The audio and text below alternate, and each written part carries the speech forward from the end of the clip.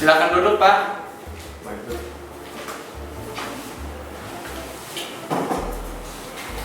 Baik, Pak. Apa keluhannya, Pak? Jadi begini, Dok. Saya ini berat badannya kok nggak turun-turun sih, Dok. Padahal saya sudah mencoba beberapa program diet dan obat-obat diet. Baiklah. Tadi Bapak ada nyebutin tentang program diet, tapi apakah Bapak sudah mengatur porsi makanan? Sudah, Dok. Saya sudah coba untuk mengurangi porsi makan saya. Baik, Pak. Tapi apakah Bapak tahu nilai gizi yang Bapak makan yang batasin itu? Saya tidak tahu, Dokter. Pada zaman yang serba ada ini, sulit membayangkan hidup tanpa makanan. Hanya 3,6% dari seluruh penduduk Indonesia masih berada dalam lembah kemiskinan ekstrim. Kita patut bersyukur karena masih bisa mendapatkan makanan yang layak. Namun, apakah artinya kita dapat makan tanpa batasan? Seperti pada kasus yang telah kita tonton bersama, mengatur nilai gizi sangat krusial untuk mengurangi resiko terkena obesitas, penyakit jantung koroner, dan kanker.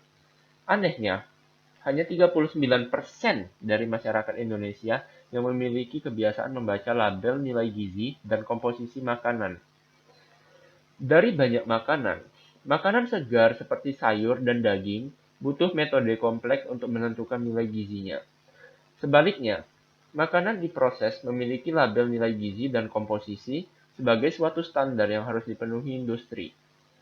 Terdapat kecenderungan yang universal bahwa manusia lebih banyak mengonsumsi makanan diproses dibandingkan makanan segar dalam beberapa dekade terakhir.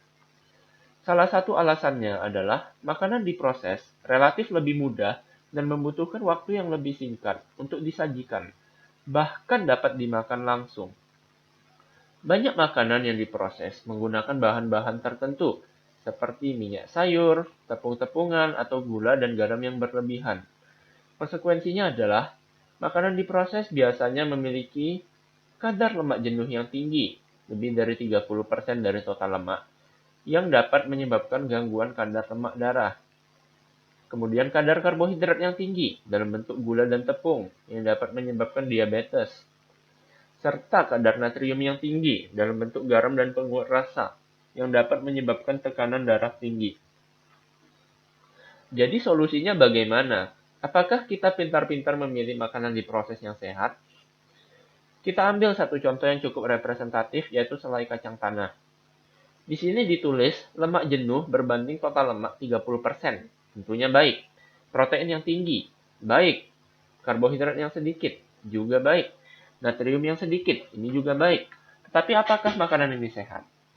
Jika kita lihat komposisinya, ada kata-kata lemak nabati terhidrogenasi yang dapat diterjemahkan ke dalam bahasa awam sebagai margarin.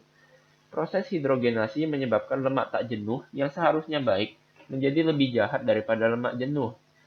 Artinya, tidak seluruh lemak baik yang tercantum dalam kemasan ini merupakan lemak-lemak baik. Kesimpulannya, selai kacang ini tidak termasuk makanan sehat.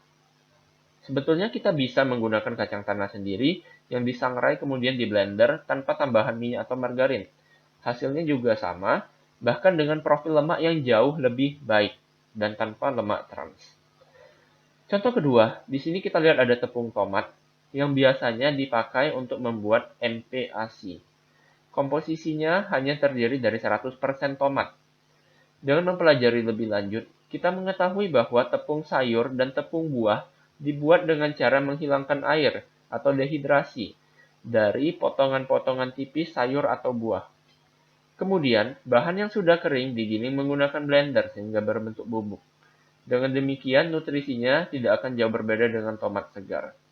Kita dapat menyimpulkan bahwa tepung tomat di sini adalah makanan sehat.